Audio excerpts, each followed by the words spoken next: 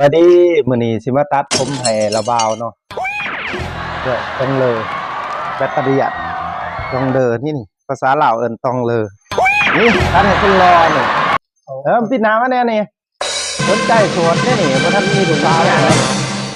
บ่ทันมีลูกมีเมียนี่โสดนี่ใจจะผู้สาวโอ้ยผู้สาวอยู่นี่ชื่อตายบ่โสดได้นี่บอกว่ามีผู้สาว40ปลายเลยนี่40สิ50แล้วเว้ยที่60จ้ะโอ้เรา60เลยยังบ่ทันมีเมียนี่เฮ็ดเบียร์ก็บ่มีเงินบ่มีไงว้าย60ยังบ่ทันมีลูกมีเมียอยู่นี่ใครสนใจเด้อถามได้60ห้วย60มันแจ๋วเนาะเขาวะมันบ่อยากเข้าแต่ว่าเนาะมันผมจะหนาเกินสั่งมาแต่ลาวอังคารนี่เดี๋ยวเอาอันนี้มันออกก่อนเอาเบอร์มันออกก่อนกันนะมาตัวใส่เบอร์ดอกวีก็มีอยู่เปิกอุโลดสิบ่ดีกว่าบ่เฮ็ดจะได้นี่โอ้ยสิไปเฮ็ดโดนโลบ่เอาห้วยเถียงสร้างอีกพอมันนี่แท้ว่าโดนให้โดนได้นี่เถียงสร้าง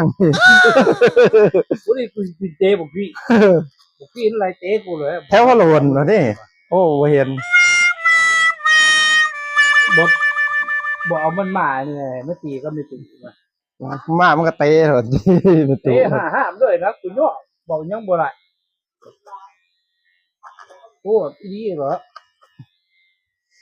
มีรักมากนี่แม่นอยู่เอาไปอาบน้ำ